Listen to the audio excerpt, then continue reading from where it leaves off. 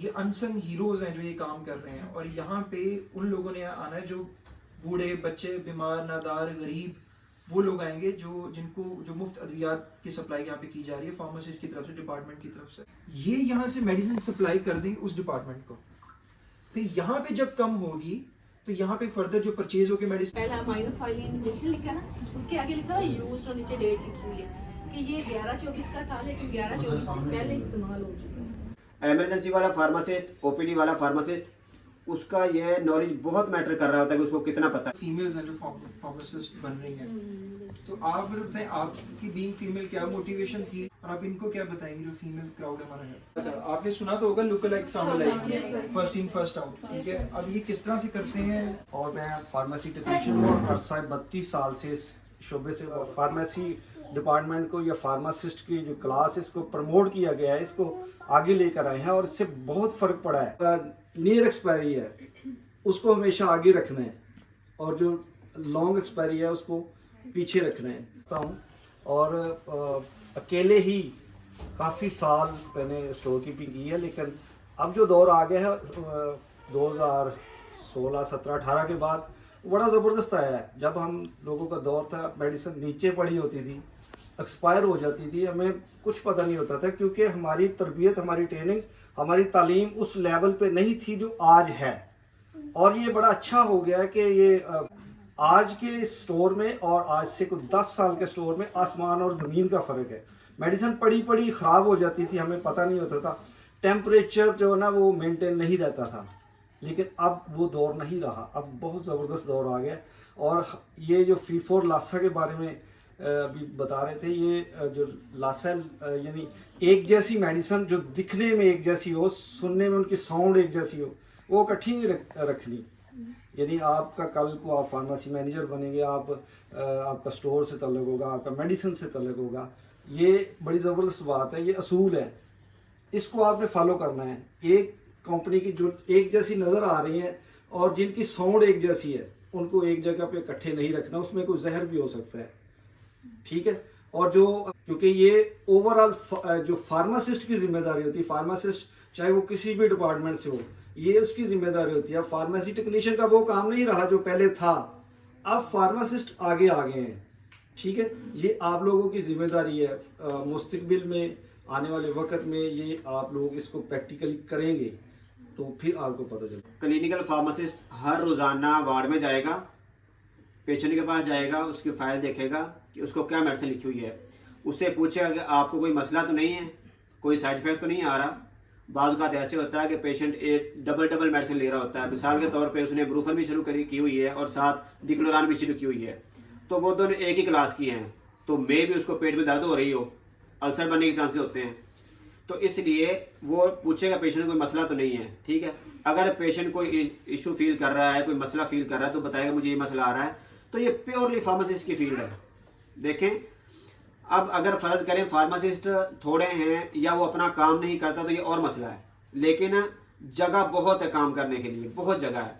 फिर जब मेडिसिन आई है उसकी क्वालिटी का जिम्मेदार प्योरली फार्मासिस्ट है। मिसाल के तौर पे एक पेशेंट को मेडिसिन लगाई है, उसको इंटरेक्शन हो रहा है या कोई उसको साइड इफ़ेक्ट आ रहे हैं, तो मे भी उस मेडिसिन की क्वालिटी का मसला हो, तो ये फार्मासिस्ट की जिम्मेदारी वो उसको रुकवा दे, वो उसको टेस्टिंग के लिए भेजे, वो उसको रिप्लेस करवा दे, अच्छी कंपनी की परचेज करे। मतलब देखिए कितनी वास्ट फील्ड है, ठीक है। अब ये हम पे है कि हम कितना काम करते हैं, ठीक है, हमारा नॉलेज कितना है।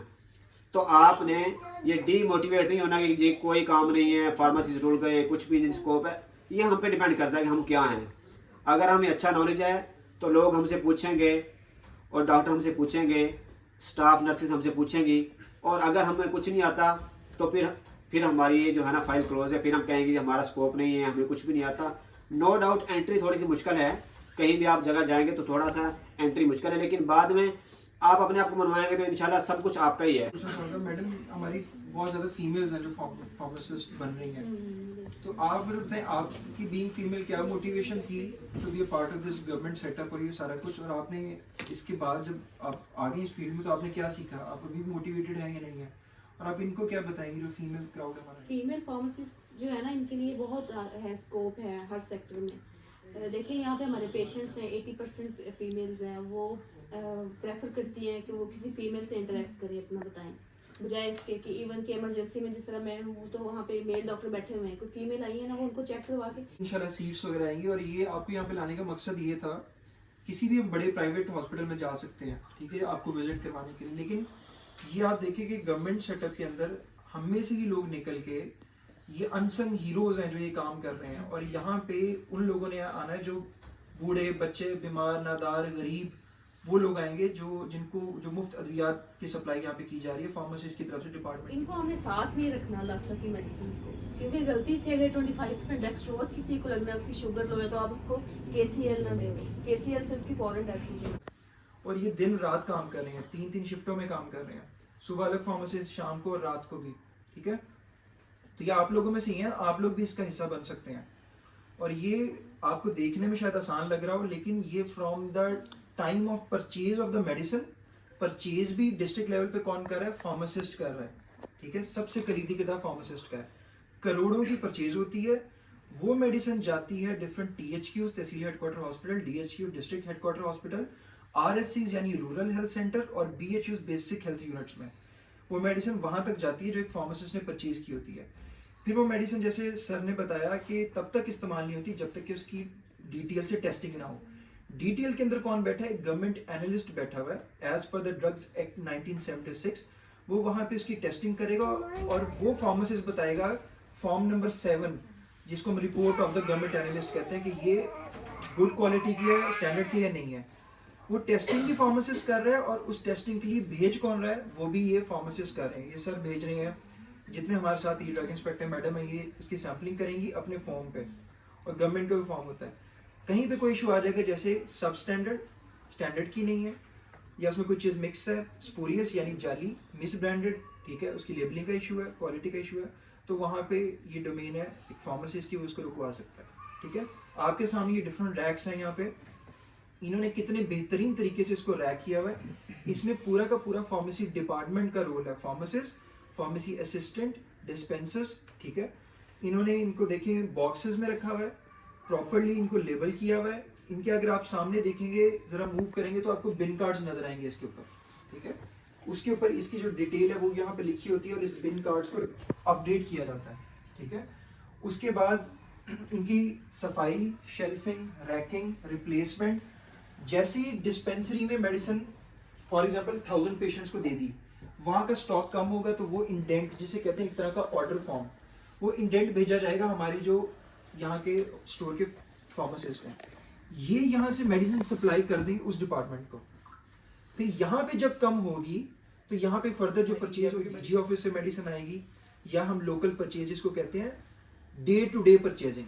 कई ऐसे पेशेंट्स आते हैं जिनको ऐसी मेडिसिन चाहिए होती है जो हमारे पास अवेलेबल या तो नहीं है, या फिर वो क्वालिटी की या वो स्टैंडर्ड की मेडिसिन चाहिए होती है। तो हम ये फार्मासिस्ट यहाँ पे ऑथराइज करते हैं कि चलें आप गवर्नमेंट के बजट से फ्री ऑफ कॉस्ट मेडिसिन बाहर से परचेज करके ला के इस पेशेंट को दें, और उस पेशेंट को ट्रीट किया जाता है। तो अगर हम ये कहें कि फार्मेसी डिपार्टमेंट की वजह से एक हॉस्पिटल जो है वो रन करता है और उसका बेसिक पिलर है, तो गलत नहीं होगा। किसी का कोई सवाल यहाँ पे? पेशेंट को जो बंदा टाइम देगा, पेशेंट के नज़दीक उसकी अहमियत है कि यार ये इसने मुझे हेल्प किया है, ये बंदा बहुत कीमती है। अच्छा, अब हम फार्मेसी पे अगर नहीं खड़े होंगे, हम कहते हैं नहीं यार ये फार्मेसी काम नहीं है, हमने फार्मेसी पे नहीं खड़े होना। लाइसेंस आपका, डिग्री आपकी, नॉलेज आपका, और वहाँ एक अनपढ़ बंदा मेडिसिन दे रहा है, उसको क्या पता कि क्या देना मैंने क्या नहीं देना, जो लिखा पकड़ा दिया, पेशेंट जैसे मर्जी यूज़ करे उसको। तो आप ये तहैया करें कि जब आप पेशेंट इंटरेक्ट करेंगे तो उस आपकी वर्थ बनेगी, आपको लोग पहचानेंगे। आप हैरान हुए कि यहाँ पे मैंने जितने पेशेंट डील किए हैं, दोबारा वो ज़रूर यहाँ पे हो गया था कि मैंने मेडिसिन वहाँ से पूछनी है कैसे यूज़ करनी है, वहाँ पे फार्मेसी बैठा उसको पता है कि मेडिसिन कैसे यूज़ करनी है। तो जब आप फार्मेसी पे खड़े होंगे, अपनी डिग्री को यूटिलाइज करेंगे तो आपकी वर्थ बनेगी। और जब तक हम घर में बैठे रहेंगे, हमारी डिग्री पे कोई और लोग काम करते रहेंगे, तो हमारी वर्थ नहीं बनेगी। कम से कम एक दिन में एक दफ़ा ज़रूर होता है कि कोई किसी पेशेंट को रॉन्ग डोज, रॉन्ग रूट, ठीक है, और उसका जो ड्यूरेशन है वो रॉन्ग होता है, तो वो डॉक्टर को बता दिया जाता है, और ये फार्मेसी की जिम्मेदारी है। अब देखें, अगर आपको पता होगा तो आप उसको बताएंगे ना, मतलब ये देखें। और डॉक्टर बड़ी रिस्पेक्ट करते हैं अगर आपको नॉलेज है तो। एमरजेंसी वाला फार्मासिस्ट, OPD वाला फार्मासिस्ट उसका ये नॉलेज बहुत मैटर कर रहा होता है कि उसको, अगर उसको कुछ पता नहीं होगा तो डॉक्टर उसको कुछ भी नहीं समझते।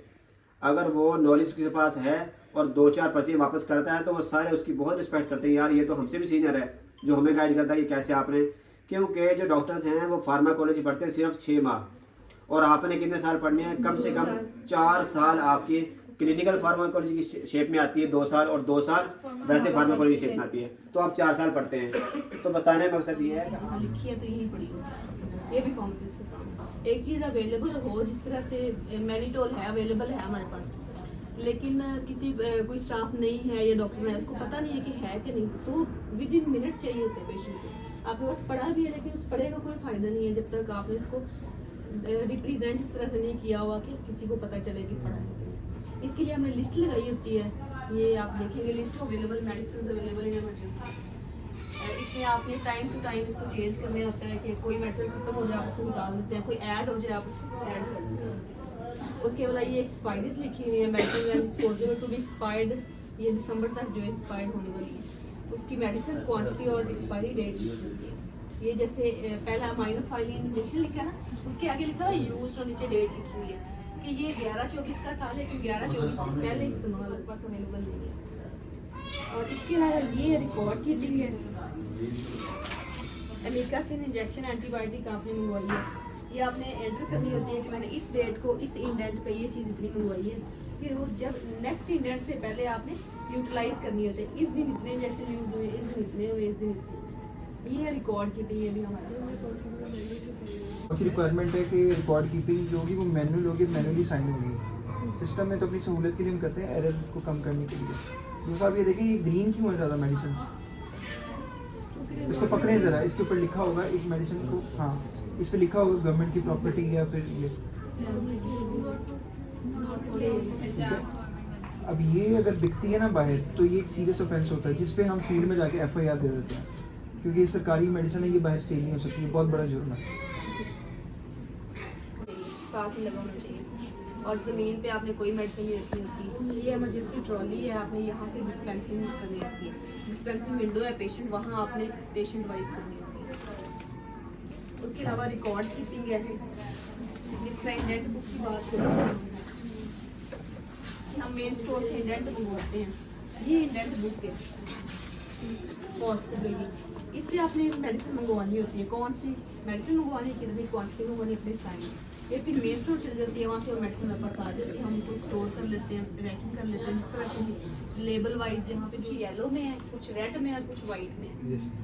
जो रेड है इसका मतलब ये हाई रिस्क मेडिसिन है, हाई रिस्क आपने पढ़ी होंगी ना, हाई रिस्क इनके डबल चेक के बाद आप डिस्पेंस करते हैं, डॉक्टर से पूछिए अगर आपको किसी भी नाम में कन्फ्यूजन हो रही है, एड्रीनालिन आपको लग रहा है ये एट्रोपिन लिखा है, एड्रीनल, आपने डॉक्टर से पहले कंसल्ट करना है कि आपने इसको क्या लगवाना है, उसके बाद आपने डिस्पेंस करना है।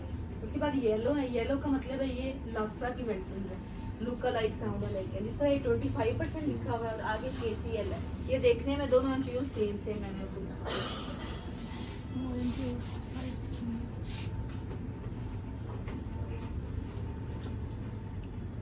ये देखिए देखने में सेम है, थोड़ा सा कलर का डिफरेंस है, तो इनको हमने साथ में रखना लासा की मेडिसिन को, क्योंकि गलती से अगर 25% डेक्सट्रोज किसी को लगना है, उसकी शुगर लो है तो आप उसको KCL ना दे, KCL से उसकी फॉरन है, तो ये आपने इस तरह से इनकी लेबलिंग करके इनको इस तरह से स्टोर करना होता है। उसके अलावा ये जो सारी मेडिसिन पड़ी है रूम टेम्परेचर पे पड़ी है, ये टेम्परेचर शीट लगी हुई है, इस पर आप मेंशन करते हैं टेम्परेचर कितना, ह्यूमिडिटी कितनी साइन करते हैं, वो सामने आपके रोड साइड पे ये मुझे हाइग्रोमीटर, ये हाइग्रोमीटर आपने देखा होगा, ये हर फार्मेसी में अवेलेबल होता है, ये आपको बताता है कि किस टाइम कितना टेम्परेचर कितनी ह्यूमिडिटी है, ह्यूमिडिटी लेस देन 60 होनी चाहिए और रूम टेम्परेचर 25 से 27, 28, 30 तक भी हो सकता है। इसको कंट्रोल करने के लिए हमें गर्मियों में चिलर जैसे चलते हैं और सर्दियों में हीटर्स या जो। अच्छा उसके अलावा ये हमारा ILR है, आइस लाइन रेफ्रिजरेटर, इसमें हम वो वैक्सीन रखते हैं जो 2 to 8 पे होनी चाहिए, जिस तरह इसमें हमारे पास एंटी रेबीज पड़ी हुई है, कुत्ता काटने की एंटी स्नेक पड़ी हुई है, इंसुलिन पड़ी हुई है, 2 to 8 पे होना चाहिए, इसके अंदर जितनी भी वैक्सीन है वो 2 to 8 पे